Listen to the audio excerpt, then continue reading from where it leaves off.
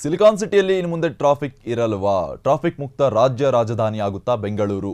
City ರಸ್ತೆಗಳಲ್ಲಿ traffic ದಟ್ಟಣೆ ಕಮ್ಮಿ ಆಗೋದು ಫಿಕ್ಸ್ ಅಂತ ಹೇಳಲಾಗ್ತಾ ಇದೆ. ಸಿಲಿಕಾನ್ ಸಿಟಿಯಲ್ಲಿ ಇನ್ನು ಮುಂದೆ ಟ್ರಾಫಿಕ್ ಇರಲ್ವಾ?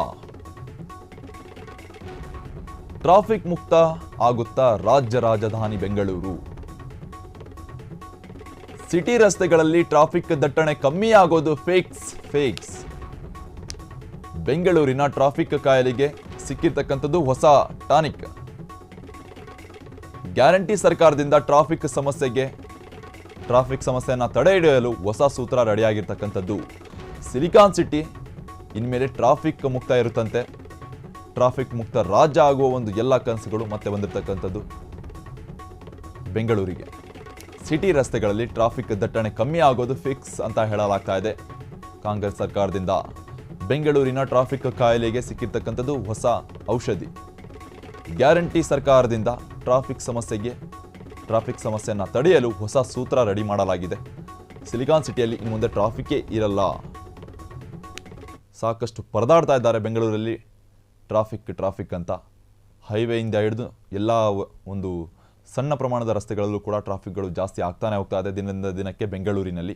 ಆದರೆ ಈ ಎಲ್ಲ ಟ್ರಾಫಿಕ್ ಸಮಸ್ಯೆಯನ್ನು ತಡೆ ಹಿಡಿಯೋದಕ್ಕೆ ಕಾಂಗ್ರೆಸ್ ಸರ್ಕಾರ ಅಂದರೆ ಆಡಳಿತ ಸರ್ಕಾರ ಹೊಸ ಸೂತ್ರವನ್ನು ರೆಡಿ ಮಾಡಿರ್ತಕ್ಕಂಥದ್ದು. ಟ್ರಾಫಿಕ್ಕನ್ನು ತಡೆ ಹಿಡಿಯೋದಕ್ಕೆ ಪೂರ್ಣ ಪ್ರಮಾಣದಲ್ಲಿ ಮಾತ್ರ ತಡೆ ಹಿಡಿಯೋದಕ್ಕಾಗಲ್ಲ, ಆದರೆ ಸ್ವಲ್ಪ ಪ್ರಮಾಣದಕ್ಕೆ ಕಂಟ್ರೋಲ್ ಮಾಡ್ಬೋದು ಈ ಒಂದು ಹೊಸ ಯೋಜನೆಯಿಂದ ಅಂತ ಕಾಂಗ್ರೆಸ್ ಸರ್ಕಾರ ಹೇಳಿಕೊಳ್ಳಲಾಗ್ತಾ ಇದೆ. ಮಹತ್ವಾಕಾಂಕ್ಷೆಯ ಫೆರಿಫೆರಲ್ ರಿಂಗ್ ರೋಡ್ ನಿರ್ಮಾಣಕ್ಕೆ ಸಿದ್ಧತೆ ಮಾಡಿಕೊಳ್ಳಲಾಗ್ತಾ ಇದೆ. 17 ವರ್ಷಗಳ ಬಳಿಕ PRRಗೆ ಸಿದ್ದರಾಮಯ್ಯ ಸರ್ಕಾರ ಅಸ್ತು ಅಂದಿರತಕ್ಕಂಥದ್ದು. 27,000 ಕೋಟಿ ಸಾಲ ಮಾಡಿ ಫೆರಿಫೆರಲ್ ರಸ್ತೆ ನಿರ್ಮಾಣಕ್ಕೆ ಮುಂದಾಗಿರ್ತಕ್ಕಂಥದ್ದು ಕಾಂಗ್ರೆಸ್. BDAಗೆ PRR ನಿರ್ಮಾಣಕ್ಕೆ ಈಗ ನೀಡಿರ್ತಕ್ಕಂಥದ್ದು ಸಾಲ. ಹೌಸಿಂಗ್ ಅರ್ಬನ್ ಡೆವಲಪ್ಮೆಂಟ್ ಕಾರ್ಪೊರೇಷನ್ ಇಂದ ಸಾಲ ಪಡೆಯಲಾಗಿದೆ ಈ ಒಂದು ಯೋಜನೆಗೋಸ್ಕರ ಸರ್ಕಾರದಿಂದ. ಯೋಜನೆಗೆ ಭೂಮಿ ಸ್ವಾಧೀನಪಡಿಸಿಕೊಳ್ಳಲು 8 KAS ಅಧಿಕಾರಿಗಳನ್ನು ನೇಮಕ ಕೂಡ ಮಾಡಿಕೊಳ್ಳಲಾಗಿದೆ. ಹಲವು ವರ್ಷಗಳಿಂದ ನೆನಗುದಿಗೆ ಬಿದ್ದಿದ್ದ ಯೋಜನೆ ಮರುಜೀವ ಪಡೆದುಕೊಂಡಿದೆ. 3 ವರ್ಷದೊಳಗೆ 73 ಕಿಲೋಮೀಟರ್ ಉದ್ದ ಫೆರಿಫೆರಲ್ ರಸ್ತೆ ನಿರ್ಮಾಣದ ಒಂದು ಗುರಿ ಇರತಕ್ಕಂಥದ್ದು. ಶೀಘ್ರದಲ್ಲೇ ಫೆರಿಫೆರಲ್ ರಸ್ತೆ ನಿರ್ಮಾಣಕ್ಕೆ ಜಾಗತಿಕ ಟೆಂಡರ್ ಕೂಡ ಕೂಗಲಾಗುತ್ತೆ.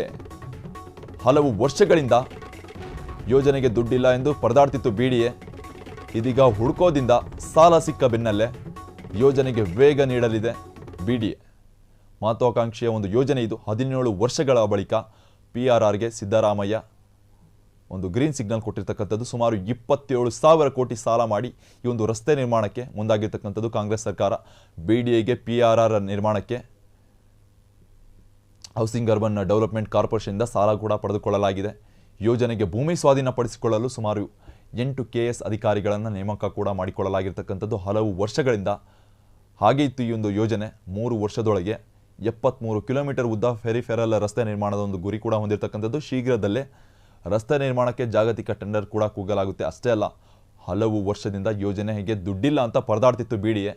ಇದೀಗ ಹುಡ್ಕೋದಿಂದ ಸಾಲ ಸಿಕ್ಕ ಬೆನ್ನಲ್ಲೇ ಯೋಜನೆಗೆ ವೇಗ ನೀಡಿರ್ತಕ್ಕಂಥದ್ದು BDA.